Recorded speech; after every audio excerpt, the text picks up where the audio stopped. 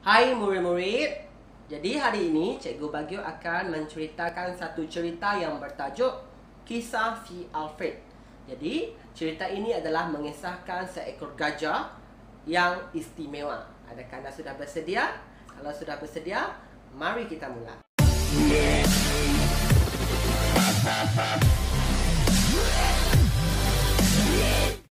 Kisah Si Alfred.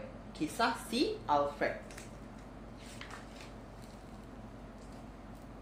Jadi, ini ialah kisah seekor gajah yang bernama Alfred. Kisah seekor gajah yang bernama Alfred. Jadi, ini adalah Alfred. Alfred tinggal di sebuah zoo. Alfred tinggal di sebuah zoo. Jadi, Alfred adalah seekor gajah yang baik hati dan peramah. Tetapi, Alfred tidak sama seperti gajah-gajah yang lain. Alfred tidak sama seperti gajah-gajah yang lain. Belalai Alfred sangat panjang. Belalai Alfred sangat panjang. Tengok sini. Wow.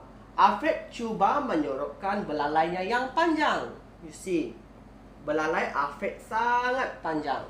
Seterusnya, Alfred menyimpul belalainya. Jadi Alfred memasukkan belalainya di dalam karung. Alfred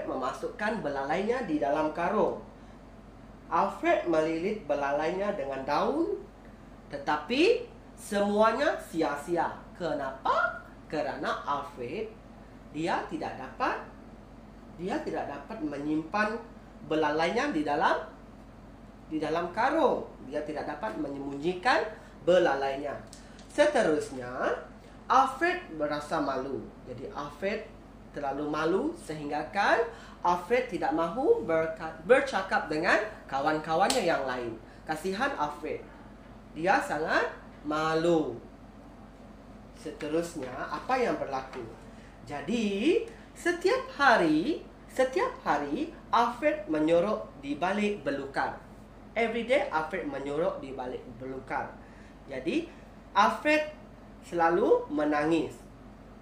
Jadi Alfred pun bercakap sendiri. Alangkah baiknya kalau saya seperti gajah-gajah itu, fikir Alfred. Tetapi Alfred, apakah daya? Alfred adalah seorang yang istimewa. Satu hari, sesuatu yang aneh berlaku. Sesuatu yang aneh berlaku, children. What happened? Alfred menangis. Tengok air mata. Ketika Alfred sedang duduk seorang diri, Alfred terdengar satu jeritan. Jeritan daripada seorang budak perempuan. Tolong, tolong, kata budak perempuan itu. Jadi Alfred melihat dari celah belukar. Jadi dia melihat seorang budak perempuan yang sedang menangis di atas papan gelongsor. Kenapa budak perempuan ini menangis? Kerana budak perempuan ini takut turun dari papan gelongsor itu. Jadi, sekali lagi, budak perempuan ini meminta tolong.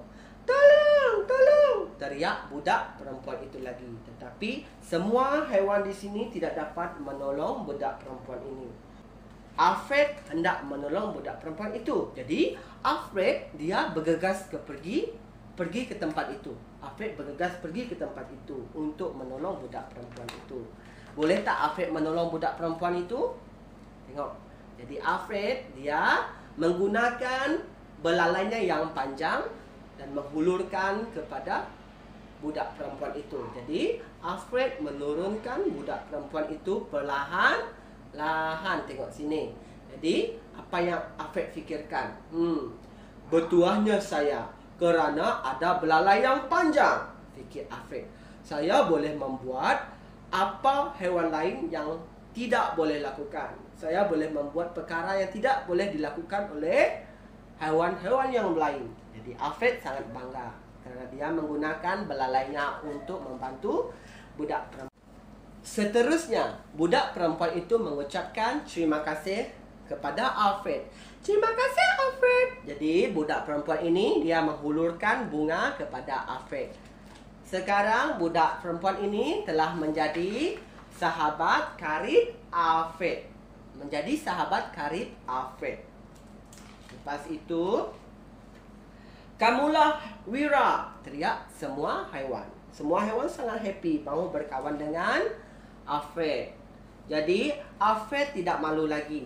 Setiap hari, Alfred bermain dengan gajah-gajah yang lain. Bermain dengan gajah-gajah yang lain. Saya sebenarnya istimewa, fikir Alfred gembira. Jadi Alfred sangat gembira menjadi hero di kalangan gajah-gajah yang lain. Wow, bagusnya Alfred. Jadi baiklah murid-murid, that's all for this story. Itu saja daripada buku ini. Jumpa Anda di bacaan yang seterusnya. Bye-bye.